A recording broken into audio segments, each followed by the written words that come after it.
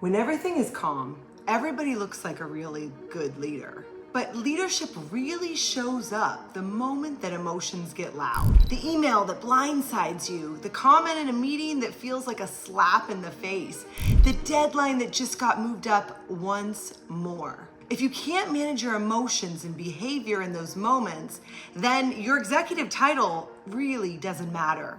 Your team is following your nervous system, not your job description.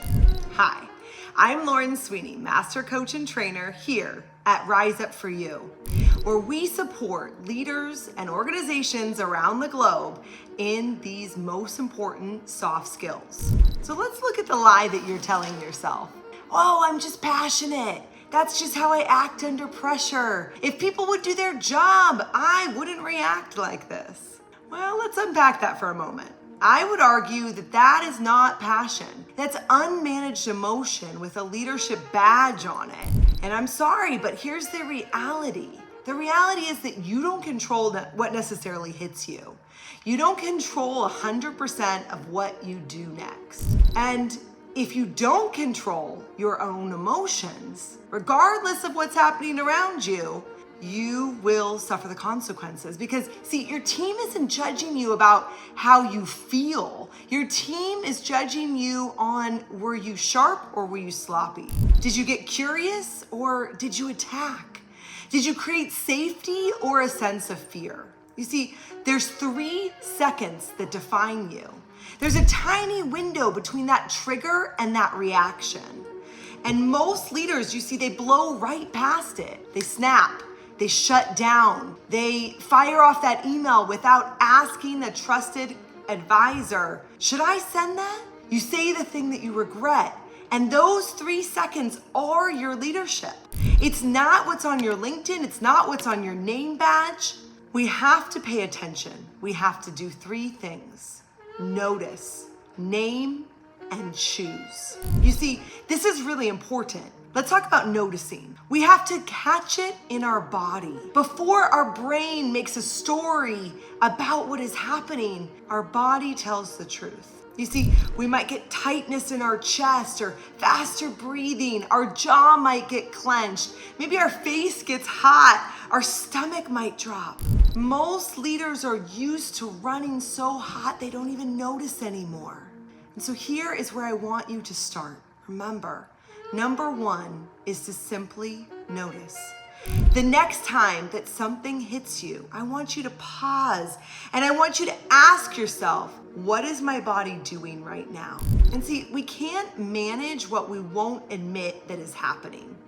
And so if we don't admit it, then we cannot manage it. Number 2, call the emotion, not the story. You see, when we react, we get into a story about what's happening and it's hard to decipher between the story and the truth. So you might have a story like, they're just disrespecting me. Nobody cares. I always have to fix this. And the emotion really is, I feel angry. I feel anxious. I feel embarrassed. I feel disappointed. So what's important is that we name the emotion so we can move from being emotional to witnessing or observing. We have to ask ourselves in that moment, am I feeling defensive right now? Oh, I'm feeling attacked? I'm feeling afraid that I will look bad. And before we act, we have to bring a level of self-awareness. We have to bring a level of honesty. And you see, honesty is not weakness.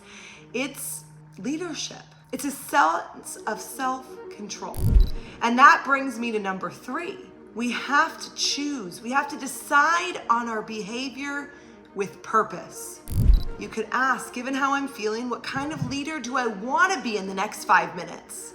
Not what I feel like doing, but what I would want my team to remember. Here's an amazing example. Instead of firing off that email in a moment of anger, I'm going to read it, put it away for 2 hours, and then reread it.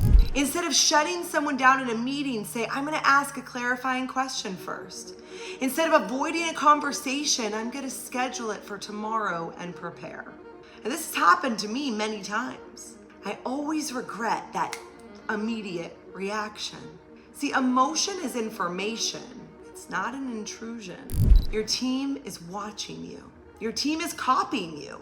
You hire consultants to change your company culture. You do workplace surveys. You give more PTO, locks, bagels, and yoga classes. And while that's all fine and well, it starts with you as the leader. It starts with you managing your emotions and paying attention, because your team will then learn, around here, we don't react, we reflect. Around here, it is safe to make mistakes or not. Around here, we communicate. When you take a deep breath and you stay grounded and ask yourself, you're able to own your part and reset. And your team will learn that pressure is normal, but panic is optional. We talk about hard things like adults here. We fix, we don't blame. We're not just managing our emotions, we're teaching everyone around us how to handle theirs. And that is the sign of a true leader, because you want to ask yourself, what kind of legacy do I want to leave? So here's a simple practice that I want you to do this week. Here's your assignment. If you want to grow and you want to get better, which I know you do, in the next 7 days, anytime that you feel triggered, notice what's happening in my body. What emotion am I actually feeling? Choose what is one notch better if I want to do it well. Instead of just reacting, how could I get 10% better? Not perfect, one notch better. How can I pause? If you do this consistently, you will start to recognize yourself in an amazing way, and so will your team. If this hits home, it's because there are some moments that maybe you let your emotions lead you and you know you could do better. This is exactly the emotional intelligence work. And this is the exact work that we do with teams around the globe here at Rise Up For You. So leaders are not just smart, but stable, grounded, and effective when it comes to what matters most. So if you're serious about upgrading how you manage your emotions and behavior as a leader, please send a message with the word emotions, and I'll point you to the next best step for your organization. I'm Lauren Sweeney, Master Coach and Trainer here at Rise Up For You. Thank you for wanting to grow. Emotional intelligence is often the difference between good and exceptional performance. When individuals develop emotional intelligence, they communicate more effectively, handle stress with greater ease, and build stronger relationships, both personally and professionally. And for organizations, the payoff is clear: higher retention, healthier team dynamics, and leaders who know how to inspire and influence rather than just instruct.